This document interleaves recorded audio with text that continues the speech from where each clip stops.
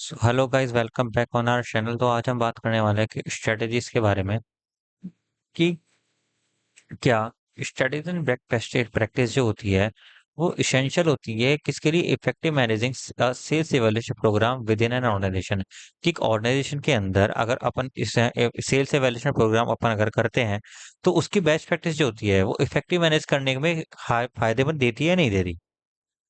तो उसमें अपन देखते हैं कि इस sales evaluation programme measures the effectiveness and efficiency of sales people. ठीक है, कि जो एक सेल्स इवैल्यूएशन प्रोग्राम होता है ये क्या मेजर करता है? इफेक्टिवनेस को और उसकी एफिशिएंसी को सेल्स पर्सनल सेल्स लोग पीपल के बारे में, कि सेल्स स्ट्रेटेजीज के बारे में, प्रोसेसेस के बारे में, कि जो सेल्स इवैल्यूएशन प्रोग्राम है उसके द्वारा अपन क्या माप सकते हैं इफेक्टिवनेस और एफिशिएंसी की सेल्स पर्सनल्स की, उनकी सेल्स स्ट्रेटेजीज के बारे में, उसके प्रोसेस के बारे में। It help identify high performance under performance gaps in the sales process and opportunity for improvement. कि जो सेल्स इवैल्यूएशन प्रोग्राम होता है इसके माध्यम से अपन क्या कर सकते हैं? जो हाई परफॉर्मेंस होती है उनको पहचान सकते हैं, अंडर परफॉर्मेंस को जान सकते हैं, अगर कोई सेल्स प्रोसेस में कोई गैप है उसको आइडेंटिफाई कर सकते हैं, कोई अपॉर्चुनिटी अगर मार्केट में आ रही है तो उसको अपन इम्प्रूव कर सकते हैं। For an evaluation program to be effective, it must be well planned, fair, consistent, and aligned with the business goals. कि जो इवैल्यूएशन प्रोग्राम है अगर वो इफेक्टिव किस तरीके से, अगर वो वेल प्लान्ड हो, फेयर हो, कंसिस्टेंट हो, लगातार हो और अपने बिजनेस गोल को अलाइन करते हुए चले। तो की स्ट्रेटेजीज क्या होती है? की स्ट्रेटेजी और बेस्ट प्रैक्टिस क्या होती है सेल्स वैल्यूएशन प्रोग्राम को मैनेज करने की? कि define clear objective and metrics. कि without clear objectives evaluation become weak और बायस्ड। कि अगर ऑब्जेक्टिव्स ना हो तो बिना ऑब्जेक्टिव्स के क्या होगा कि इवैल्यूएशन जो है वो वीक और बायस हो जाएगा। वीक मतलब बेकार हो जाएगा और बायस मतलब कुछ और ही दिशा में चल जाएगा। कैसे अप्लाई होता है? सेट मीजरेबल गोल्स, जैसे कि sales target, customer acquisition, retention. की अपन को पहले गोल सेट कर देना है कि अपन को इवैल्यूएशन किस वजह से कर रहे हैं, कि अपन को सेल्स टारगेट के लिए इवैल्यूएशन कर रहे हैं, कस्टमर को एक्विजिशन के लिए कर रहे हैं, अपन को रिटेन करने के लिए कर रहे हैं। Define KPIs like conversion rate, average deal size, sales cycle length।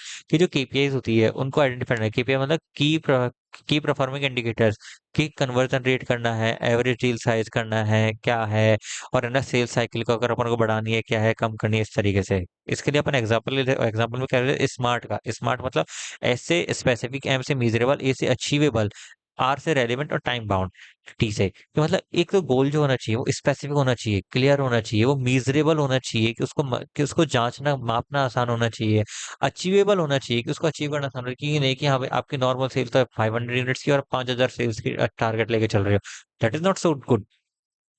Relevant होना चाहिए, सेम चीज आ जाती है। और टाइम बाउंड होना चाहिए, कि ये होना चाहिए कि एक मंथ में करना है अपन को, एक ईयर में करना है, 6 मंथ में करना है, इस तरीके से। Aligning an evaluation with sales strategy. कि the evaluation should reflect the company's strategic focus that growth, customer loyalty, market expansion। की जो evaluation होता है उसमें है ना क्या होना चाहिए? कंपनी की स्ट्रेटेजी को रिफ्लेक्ट करनी चाहिए। कैसे कि आपकी कंपनी को मार्केट एक्सपेंड करना है, अपना कस्टमर की लॉयल्टी चेक करनी है, कस्टमर की लॉयल्टी के बारे में जानना है, या फिर मार्केट में ग्रोथ करनी है नॉर्मल सेम प्रोडक्ट से। कैसे अप्लाई करेंगे? Align performance metric with short term and long term business plan. कि जो परफॉर्मेंस मैट्रिक है उसको शॉर्ट टर्म और लॉन्ग टर्म बिजनेस प्लान के साथ अलाइन करके चलना पड़ेगा। Evaluate not just result but also behaviour and strategy use. कि सिर्फ हमें रिजल्ट्स के ऊपर इवेल्युएट नहीं करना कि क्या रिजल्ट मिल रहा है, जबकि अपन को ये भी देखना है कि बिहेवियर क्या है, स्ट्रेटेजी क्या है उसके जरिए। कि क्या पता कि कोई सेल्स पर्सनल है, ठीक है, वो सिर्फ फेक सेल्स दिखा रहा है अपने, वो कहीं और ही माल बेच रहा है जहाँ पे उस माल की सेल्स नहीं है, वो वहां पे जनरेट कर रहा है। बट कैसे कर रहा है? 2 नंबर के तरीके से, गलत गलत काम करके, इस तरीके से। Use multiple evaluation tool. कैसे? कि relying on just one method like sales figure given as incomplete picture. कि सिर्फ अपन को एक मेथड से इवेल्यूशन नहीं करना चाहिए, कि अपन को और भी अलग अलग है ना, अलग अलग साइड से पिक्चर देखनी चाहिए। कि एक ही पिक्चर है वही क्लियर नहीं माननी चाहिए अपन को। जैसे कि कॉमन टूल्स क्या क्या हो सकते हैं? जैसे आज के टाइम पे सबसे ज्यादा चलता है सीआरएम डैशबोर्ड, उसकी सेल्स रिपोर्ट, कस्टमर का फीडबैक, 360 डिग्री फीडबैक, कि अपन को मैनेजर से पूछना चाहिए, उसके पीयर से पूछना चाहिए, सब ऑर्डिनेट से पूछना चाहिए, उसका सेल्फ असेसमेंट देखना चाहिए, इस तरीके से। नेक्स्ट आता है regular consistent review process. Irregular reviews demotivate employees and delay improvement. कि जो इरेगुलर रिव्यूज होते हैं वो एम्प्लॉयज को डिमोटिवेट करते हैं और उनके इम्प्रूवमेंट में भी डिले करते हैं। तो किसको किस तरीके से अप्लाई करना चाहिए? कि मंथली और क्वार्टरली इवैल्यूएशन। कि मंथली या फिर क्वार्टरली इवैल्यूएशन करना चाहिए, ये नहीं कि है ना डेली डेली चल रहा है, कभी भी करने को आ गए, वो चीज नहीं होनी चाहिए। Set performance review calendars. क्या है ना, अपन को पहले कैलेंडर सेट करना चाहिए कि कब कब रिव्यू करेंगे, चाहे उसके बारे में अपन सेल्स पर्सन को ना बताए, बट हाँ पहले प्री डिसाइडेड होना चाहिए कब कब होता है। शेयर फीडबैक ऑन टाइम, कि अपन उनका फीडबैक हो उनको टाइम टू टाइम शेयर करते रहना चाहिए। Focus on both result and efforts, कि एक गुड सेल्स पर्सन में work hard and follow process even if result take time. कि सेल्स पर्सन होता है वो हार्ड अपना पूरा हार्ड वर्क कर सकता है, अपने सारे प्रोसेस को फॉलो करता है, बट हो सकता है रिजल्ट मिलने में टाइम हो। तो इसको अप्लाई कैसे करना है? Measures lead generation, customer interaction, follow up, not just revenue. कि रिवेन्यू को ना देखते हुए उसकी लीड जनरेशन को देखना चाहिए, कस्टमर के इंटरेक्शंस को देखना चाहिए, उसके फॉलोअप्स को देखना चाहिए। कि हो सकता है कि वो ट्राई तो पूरा पूरा 100%, पर सामने वाला कस्टमर ही ऐसा मिल रहा है उसको कि वो नहीं लेना चाह रहा उसको, इस तरीके से। Recognise long sale cycle effort, कि उसको लॉन्ग टर्म पे देखना चाहिए। अगर कोई वर्कर हार्ड वर्कर है, हार्ड वर्क कर रहा है, तो उसमें उसको क्या करना चाहिए कि उसकी लॉन्ग टर्म प्रोसेस को देखना चाहिए, कि हो सकता है लॉन्ग टर्म में वो आपकी कंपनी के लिए ज्यादा बेनिफिशियल हो जाए। नेक्स्ट है provide constructive feedback and action plan, कि the goal is not so penalise but to improve performance. कि जो गोल है वो पेनलाइज नहीं होना चाहिए, कि सामने वाले के ना लगे पेनल्टी है उसके ऊपर, उसको कोई जोर दे रहा है, लेकिन उसकी परफॉर्मेंस इंप्रूव करने के लिए होना चाहिए। अब इसको कैसे अप्लाई करना है? शेयर स्पेसिफिक फीडबैक, जैसे कि क्या काम किया है आपने, क्यों काम नहीं हुआ, इस तरीके से। क्रिएट इंप्रूवमेंट प्लान्स और कोचिंग सेशंस, कि उनके इंप्रूवमेंट प्लान क्रिएट करना चाहिए, उनके कोचिंग सेशन करने चाहिए। इनकरेजिंग टू वे फीडबैक, कि दोनों तरफ से फीडबैक होना चाहिए, कस्टमर का भी होना चाहिए, उसका बंदे का भी होना चाहिए। हो सकता है कि कस्टमर अपनी अपनी साइड की शुरू बता रहे, बट आप सेल्स पर्सन से पूछ रहे हो सकता है सेल्स पर्सन अपने 100% दिया हो, बट कस्टमर इंटरेस्टेड ही ना हो उसमें, और उसको कुछ ऐसा बोल दिया कि कस्टमर को उसको रिटेन करना पड़ा, उसको झेलना पड़ा, इस तरीके से। Link evaluation to reward and development, कि motivation increase when good performance lead to tangible rewards.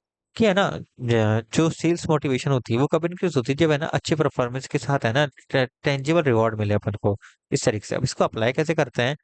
कि tie performance to bonuses, promotion and training opportunities, कि परफॉर्मेंस को बोनस के साथ, प्रमोशंस के साथ और ट्रेनिंग अपॉर्चुनिटीज के साथ बांध देना चाहिए। रिकॉग्नाइज टॉप परफॉर्मेंस पब्लिकली, कि जो उसके टॉप परफॉर्मर्स है उसको पब्लिकली जानना, पब्लिकली उसको एक है ना अलग से पहचान मिलनी चाहिए। Ensure fairness and transparency, perceived bias can reduce moral trust, कि है ना बायसनेस को अगर अपन करते हैं तो उससे क्या होता है कि जो मोरल है, ट्रस्ट है कंपनी का, उसका कंपनी के ऊपर एम्प्लॉय का, वो कम होता है। इसको अप्लाई कैसे करते हैं? यूज स्टैंडर्डाइज स्कोरिंग सिस्टम, की जो स्टैंडर्डाइज है उस सिस्टम को है ना उसी स्कोरिंग सिस्टम को अपन को है ना यूज करना चाहिए। Training manager show avoid personal bias, कि मैनेजर जो होते हैं, जो सीनियर्स होते हैं, उनको ट्रेन करना चाहिए किसके लिए? कि अपने पर्सनल बायसनेस को अवॉइड करने के लिए। नेक्स्ट आता है अलाउ एम्प्लॉयज टू अपील और क्लैरिफाई इवैल्यूएशन, कि एम्प्लॉयज को अपील करनी चाहिए अपने इवैल्यूएशन को आप क्लियरिफाई करना चाहिए कि ऐसा क्यों हुआ, क्यों नहीं हुआ, क्या दिक्कत आ रही है। ठीक है। नेक्स्ट आता है अपना leverage technology and analysis analytics, क्या ना automated systems reduce errors and increase efficiency. जो ऑटोमेटेड सिस्टम होता है वो क्या करता है? एरर्स को रिड्यूस करता है और इंक्रीज करता है किसको? एफिशिएंसी को। अब इसको अप्लाई कैसे करता है? Use CRM tools for tracking actively and sales history, कि सीआरएम टूल्स के माध्यम से अपन क्या कर सकते हैं? ट्रैक कर सकते हैं एक्टिविटी को और सेल्स हिस्ट्री को। Use dashboard for real time monitoring, कि अपन डैशबोर्ड के थ्रू अपन रियल टाइम मॉनिटरिंग कर सकते हैं कि बंदा कैसा काम कर रहा है, किस तरीके से काम कर रहा है। Predictive analytics to access future performance trends, कि है ना अपने आप को अपनी जो एनालिटिक्स है उसको पहले प्रेडिक्ट कर लेना चाहिए कि जिससे फ्यूचर में परफॉर्मेंस की किस तरीके से ट्रेंड हो सकता है। Continuously improve the evaluation system, कि अपने इवैल्यूएशन सिस्टम को कंटिन्यूअस इंप्रूव करना चाहिए। कैसे? मार्केट डायनेमिक्स और बिजनेस गोल्स को कंटिन्यूअस चेंज करते रहना चाहिए, जिससे कि है ना सामने वाले जो सेल्स पर्सनल है उसको भी अगर ना नई चीज ट्राई करने का मौका मिले। अप्लाई कैसे करते हैं इसको? Review and update evaluation criteria annually, कि हर साल अपन को इवैल्यूएशन क्राइटेरिया है एनुअली, उसको हर समय इवैल्यूएशन क्राइटेरिया है उसको रिव्यू और अपडेट करना चाहिए। Incorporate feedback from sales people and managers, की इनकॉर्पोरेट फीडबैक लेना चाहिए किससे? सेल्स पर्सन से, मैनेजर से भी, किसको? टॉप लेवल मैनेजमेंट को। कंक्लूजन क्या निकलता है? An effective sales evaluation programme is not just about measuring performance, it is about driving growth, motivation and continuous development. जो इफेक्टिव सेल्स इवैल्यूएशन प्रोग्राम होता है वो केवल मेजरिंग परफॉर्मेंस का पार्ट नहीं होता, वो किसके ऊपर? ग्रोथ के ऊपर ही फर्क पड़ता है, उसका मोटिवेशन के ऊपर, उसके कंटिन्यूस डेवलपमेंट के ऊपर भी। It must be strategic, fair and adaptable to changing business environment. कि ये जो होता है क्या होता है? स्ट्रेटेजिक होना चाहिए, पूरा स्ट्रेटेजाइज होना चाहिए, पूरी प्लानिंग के अकॉर्डिंग करना चाहिए। साफ साफ सफाई होनी चाहिए, मतलब सामने बायसनेस नहीं होनी चाहिए, ऐसा फेयर मतलब बायसनेस नहीं होनी चाहिए, एंड अडेप्टेबल होना चाहिए कि बिजनेस एनवायरनमेंट के चेंज को अडेप्ट कर पाए। तो आई होप आपको आज की वीडियो पसंद आई होगी। अगर आपको वीडियो पसंद है तो लाइक करें, चैनल को सब्सक्राइब करें, अपने फ्रेंड्स के साथ शेयर करें। Thank you so much guys.